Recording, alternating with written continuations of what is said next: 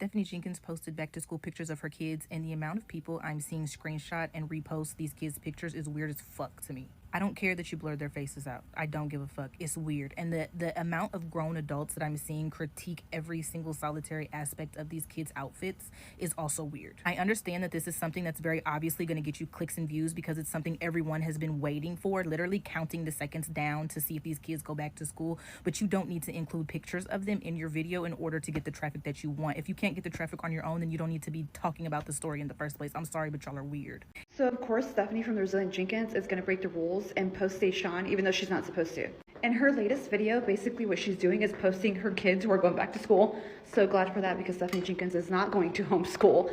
That was a concern. However, she posted a picture of Deshawn without doing it. How?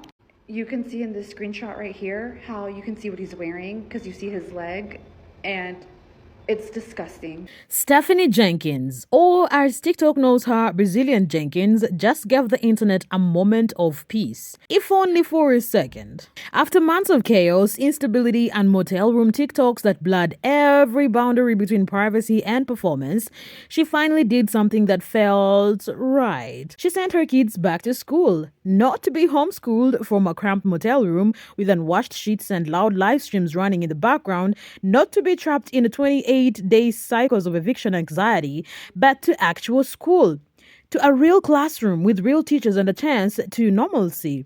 For a moment, the narrative paused. The scroll-stopping drama that usually defines Stephanie's online presence was replaced by something almost wholesome, almost hopeful.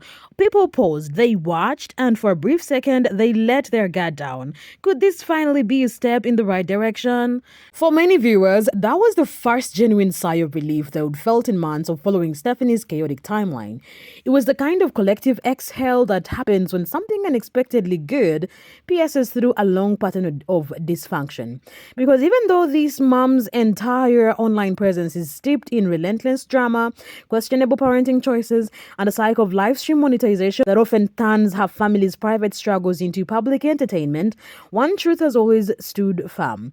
Those kids needed out of the motel, out of the frame, and out of the pressure cooker. They needed a break, not just physically but emotionally and mentally, from the room that never changed, from the background noise of ring lights and yelling, from the burdens of being too young to carry so much, from the overwhelming feeling that no one is really stirring the ship, from Stephanie's ongoing collapse that to them probably feels like just another part of the day. Viewers had watched it unfold in real time. They saw the eldest daughter repeatedly step in as a second mother, tending to her baby sibling with a maturity that no child should be expected to have. They saw the younger ones cry for attention while Stephanie focused on strangers in the comments. They saw live streams where the kids tiptoed around the room, clearly learning how to navigate their mother's moods and the public eyes simultaneously. So when Stephanie posted school photos, a collage of her daughters in backpacks standing outside like any other kid on their first day, even her harshest critics paused and softened just for a moment. Because for all the criticism, the concern, and the court drama, what people really wanted was this: for the kids to have a chance, a break, a reset, a few hours where they weren't playing supporting roles in their mother's TikTok saga. Thank you, Jay. She sure did. I don't normally show pictures of their full face like this. I just wanted to show you guys their genuine smiles in this. This is the first time I've seen real happiness in these girls' faces. It's because they're getting out of the motel and going to school. Of course, Stephanie being Methany, she had to ruin it somehow. Throwing a jab about Deshawn, saying, I wish I could post a picture of all the siblings together. Like, Stephanie, that was completely unneeded. We all know why you can't post Deshawn. The fact that you added his leg into the picture anyway, haven't made a post or done any voiceovers in days. The moment that you do, you have to throw in a jab about Deshawn. Still not a word about your King Daddy Drew, who is allegedly expecting. And then the fact that she added in there, she doesn't post pictures of the kids until they're on their way home from school. Like, it just still feels weird to me. Could she just be lying and posting a picture of the kids in their new outfits and backpack? That would also explain why they're so happy, because they just went shopping and got new clothes for like the first time ever. So I feel like I still kind of don't believe it until I see more proof. I was yelling at her kids on live. Why can't she go on live and they're off camera and she asked them, hey, how was your day at school? What was that amazing mom that she claims to be? Do you guys believe it? Do you not? I don't know. So yes, at first glance, the photos she posted felt like a win, a big one, a moment of clarity, in a timeline full of noise. She shared a collage of her daughters standing with backpacks, freshly dressed for their first day. Their clothes, though not extravagant, reflected effort. The backdrop was simple, but in their faces, something extraordinary was captured. Real smiles, not the tired, overwhelmed, overstimulated expressions they had worn in so many past videos. Not the blank stares that come from kids who've learned to be silent in chaotic environments. These kids look genuinely happy, excited, lit up from within, and not because of a camera or the idea of being part of a post, but because they were leaving the motel, even if only for a few hours, leaving the cramped room that had doubled as a school, bedroom, kitchen, and filming studio. There was a brightness in their eyes that had been missing, the kind of light that doesn't come from ring lights, but from hope. Their posture looked freer, as if the weight they usually carried had been lifted just enough for them to stand taller. Their faces, more relaxed, no longer tightened with the stress of being hyper-aware of adult emotions. They weren't looking for approval or dodging tension. They weren't background characters in their mother's next emotional monologue. For once, they looked like kids on their first day of school, and not like small adults carrying burdens they did not choose. They looked like children who, for a brief moment, were getting to live out the life they should have always had. That alone felt like healing, like watching the smallest fracture in a broken system start to close, just enough to let light in. Because for those kids, school isn't just a place to learn multiplication or practice handwriting. It is a safe place, a world with rules and teachers who show up every morning, a space where they can be part of a group, part of a schedule, part of something that isn't filmed, posted, or argued about online. It is somewhere to see friends, get lunch, play outside, share jokes in the hallway, and not be responsible for a crying baby while their mom takes a nap and TikTok clutches her phone like a lifeline. It's an escape from being unpaid caregivers. It is a reminder that childhood still belongs to them. Damn, guys, I'm kind of impressed. She really sent those kids to school. Not smart showing their whole outfit. Not smart. But, like, we don't expect too much now. She just sent them to school. However, I would not put it past her to have, like, staged the whole photo and everything and then them, like, not even go to school. I mean, how would we know? Unless you're a fucking weirdo and you, like, call the school. That's weird. You guys don't need to be that involved in the kids' lives. Like, all we should know is that she said she put the kids in school and posted the picture, and we should just hope she did that. I'm hoping there's not fucking weirdos out there, like, parents. If you have kids that go to school with their kids, mind your business. Keep the kids private. Please, for the love of shit. Tell your kids not to bully them. Even if her kids are bullying everybody else, look what they're learning from. Look what's happening. They don't know any different. They don't know any better. Look where they came from. Look at their dad. Come on. I think you need to have a talk with your kids to just let it go. Don't let your kids bully those kids. I'm so fucking serious. That is my biggest fear and why would you do that? I also do worry because I know y'all are not adults on this app or anywhere. Y'all are parents and just horrific people. I see what you guys do. I don't trust the parents of the kids that go to school with their kids to not be yapping their flaps about everything. I saw Stephanie's kids and this is what they looked like today. I know it's coming. People are going to be watching them extra. Don't post it online. Please. School might be the only consistent structure they have, the only part of their lives where the adults in the room aren't filming breakdowns or sharing personal trauma for engagement, where their presence isn't a prop in someone else's narrative. Imagine the relief of being surrounded by adults who aren't in crisis, of having a predictable schedule, of hearing the bell ring at the same time every day, knowing exactly what comes next. The structure that so many take for granted is their lifeline. That kind of normalcy, knowing when lunch is, knowing that someone will listen if you raise your hand, can feel like a miracle when your home life is constantly on the verge of implosion. It is not just about learning, it is about breathing, it is about finally having somewhere to be where you don't have to be anything but a kid. But that hope did not last long. Because in true Stephanie fashion, even a step in the right direction had to be tripped up by carelessness, distraction, or simply an inability to follow through. The photos were full of light and joy, sure, but then your eyes would catch the small telling details. The details that whispered, something is still off, because while the girls might have been smiling, their outfits told a different story. A quiet, wrinkled, neglected story. The clothes were visibly creased, like they had just been pulled from the bottom of a suitcase that hadn't been unpacked in months. It looked like no one had thought to run an iron over them, or even hung them in the night before. No steam, no press, no moment of pause to say, let me help you look your best. There was no attempt to iron them, no polish, no care to tack in a shot or straighten a hem. No effort to make them look fresh or properly fitted. And the truth is, it mattered, not because people are shallow, but because those wrinkles spoke volumes about attention, about intention, about whether these kids were truly being sent off into the world with care or simply being pushed out the door because a photo needed to be posted. And people noticed, not out of malice, but out of concern, because it always seems to be these little things left unattended that hint at a much bigger story beneath the surface. And no, the problem wasn't money. Stephanie has said on multiple occasions that finances weren't the issue. And to be fair, she's made it clear that she earns income from social media. Her supporters often send gifts during lives, and she's had various sponsorship opportunities, even if she hasn't always followed through with them.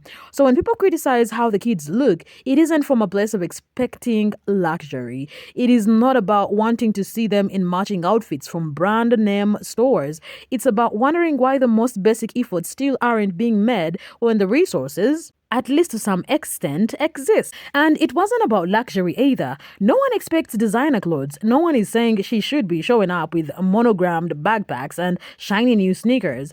But what people noticed, and what they always notice, is the effort, or the lack of. Even with the clothes the girls had, whether new or not, Stephanie did not care to make them look their best. Not even for the first day of school. Not even for a photo that she clearly curated to share online, complete with a caption about how proud she was.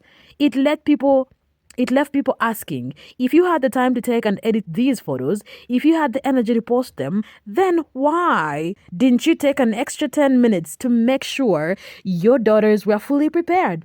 It's not about being fancy, it's about being intentional. Because when you love someone, when you're proud of them, when you're sending them off into the world, even for just a few hours, you take time. You prepare them. You fix their collars. You smooth their sleeves. You double check their shoelaces. You brush down flyaway hairs. You don't need a lot of money to do those things. You just need care. And what these moments reveal, subtle but loud, is that care, more than cost, was what was missing. Stephanie Jenkins posted back to school pictures of her kids, and the amount of people I'm seeing screenshot and repost these kids' pictures is weird as fuck to me. I don't care that you blurred their faces out. I don't give a fuck. It's weird. And the amount of grown adults that I'm seeing critique every single solitary aspect of these kids' outfits is also weird. I understand that this is something that's very obviously going to get you clicks and views because it's something everyone has been waiting for, literally counting the seconds down to see if these kids go back to school. But you don't need to include pictures of them in your video in order to get the traffic that you want. If you can't get the traffic on your own, then you don't need to be talking about the story in the first place. I'm sorry, but y'all are weird. And I know someone's going to be like, well, she posted the pictures of the kids herself. I understand that, but these are kids. They have no choice if they're posted on the internet or not. It's weird. You can very easily direct people to go look at her Facebook page where the pictures are. But the fact that you have screenshots of these kids first day back to school and you guys are posting them and critiquing their outfits is weird as fuck to me. I don't care what anybody says. And yes, I'm someone that talks about them all the time. All the time I talk about these people. There's no need for you to screenshot and post the pictures of these kids. I'm sorry. It's weird. I don't. The oldest daughter's shot, for example, looked a size too small. It wasn't fitted in a way that felt stylish or intentional. It just looked tight and mismatched for the occasion. A crop top for school? That's not a look. It wasn't cute. It wasn't empowering. It was inappropriate for a school setting. And not in a judgmental or conservative way, but in the way that made people feel like no one really stopped to think about what this child might need to feel confident, comfortable, and ready to learn. It left people with questions. Were these the same old clothes from before? Had she just outgrown them, or no one cared to notice? Or did Stephanie knowingly or unknowingly pick this outfit without considering the school's dress code? Maybe it was grabbed in a rush, maybe it was the only clean top available, or maybe it was a reflection of a bigger issue.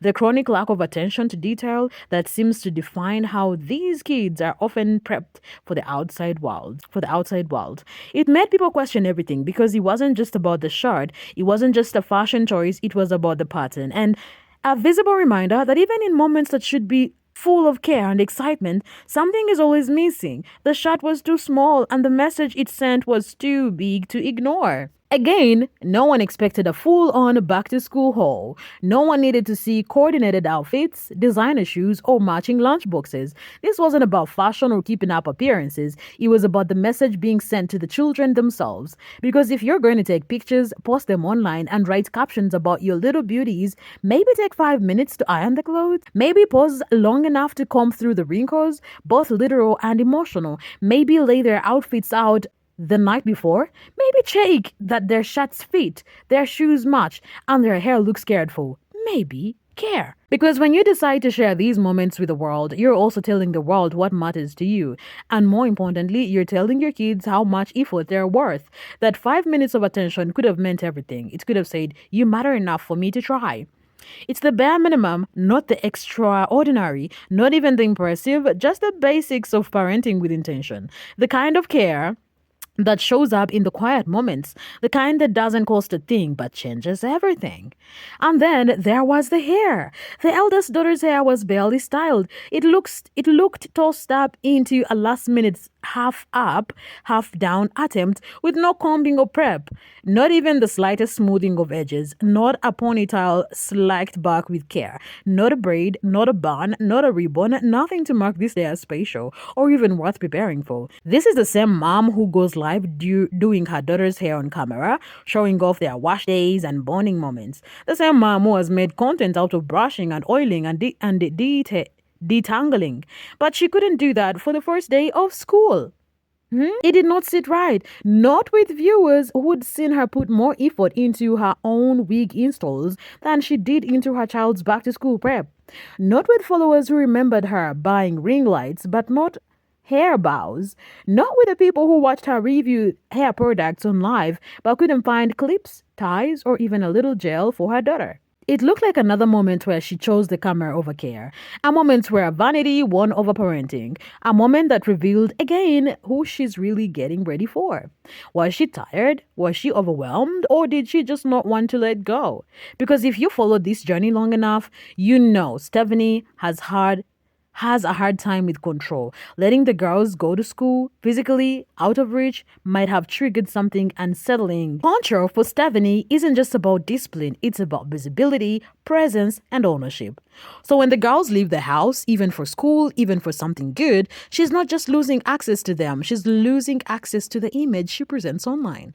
And if she's not the one recording their day, narrating their milestones, or controlling how their story is told, then what does she have left to post? Maybe, subconsciously, that fear led her to self-sabotage, to make sure something still felt undone, to remind everyone, including the kids, that their joy was still tethered to her. So when the girls leave the house, even for school, even for something good, she's not just losing access to them, she's losing access to the image she presents online. And if she's not the one recording their day, narrating their milestones, or controlling how their story is told, then what does she have left to post? Maybe, subconsciously, that fear led her to self-sabotage, to make sure something still felt undone, to remind everyone, including the kids, that their joy was still tethered to her.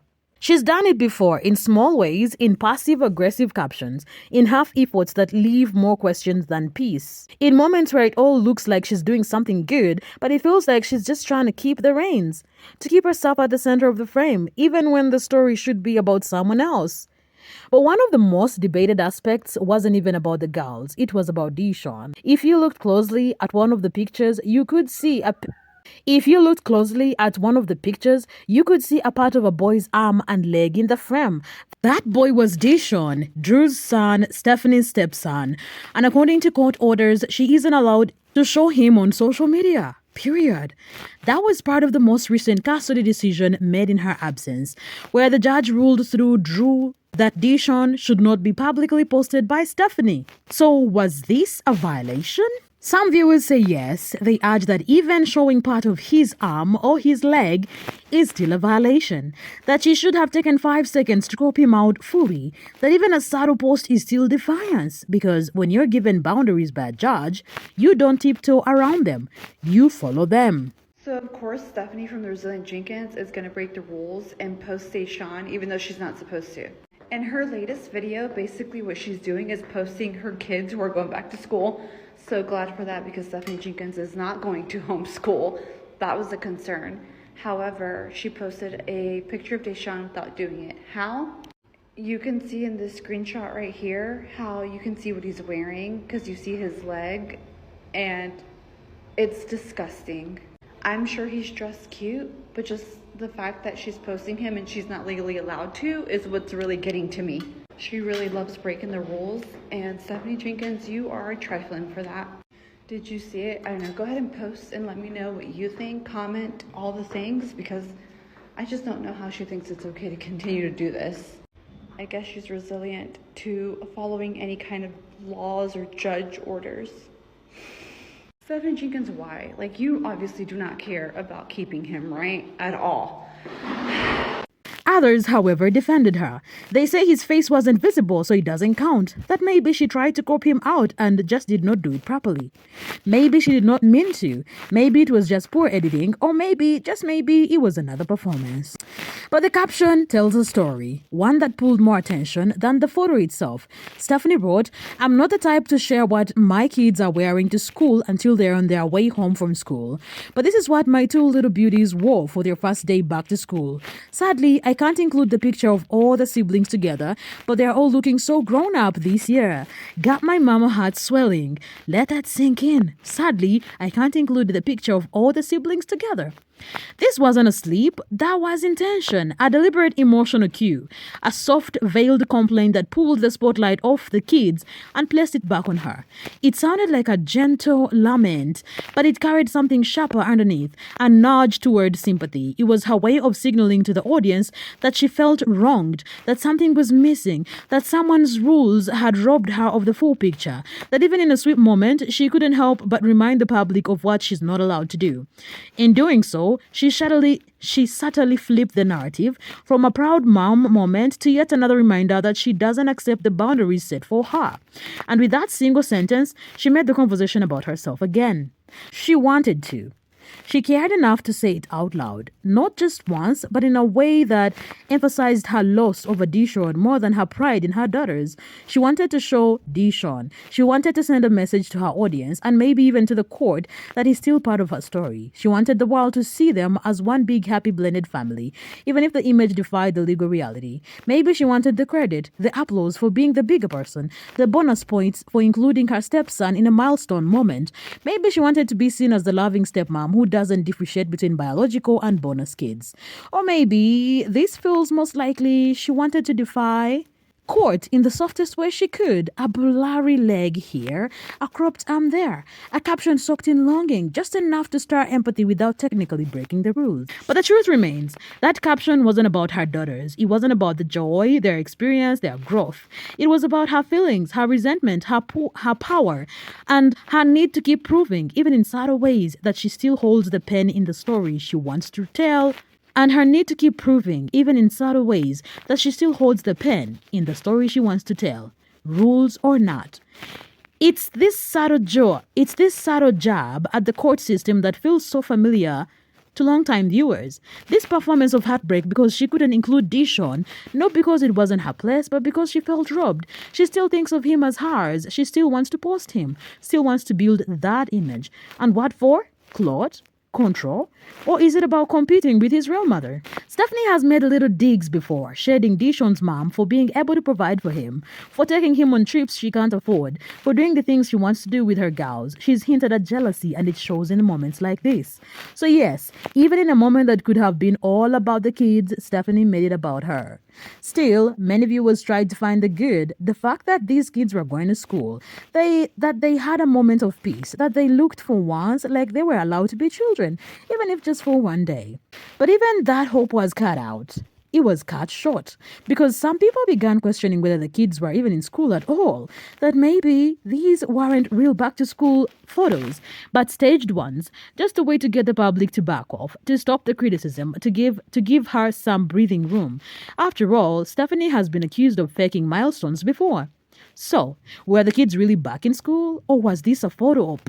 No one knows for sure. But the fact that people even have to ask tells you everything about how much trust has eroded. Stephanie's followers and critics have learned to question everything she posts. Because even the most innocent image can have layers. Layers of performance, layers of misdirection, layers of damage.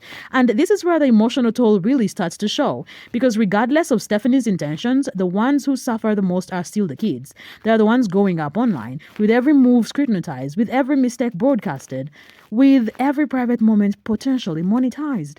Their outfits were wrinkled, their hair was undone, their joy may or may not have been real.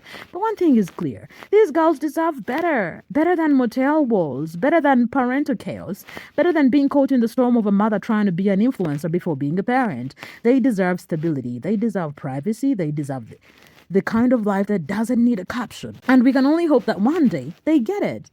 Because one day they'll see all these posts, all the lives, all the edits, all the staged smiles, and they'll remember how it felt to be documented instead of nurtured. Until then, we keep watching and we keep asking the hard questions. Was this really a step forward or just another performance in the never-ending TikTok saga of resilient Jenkins?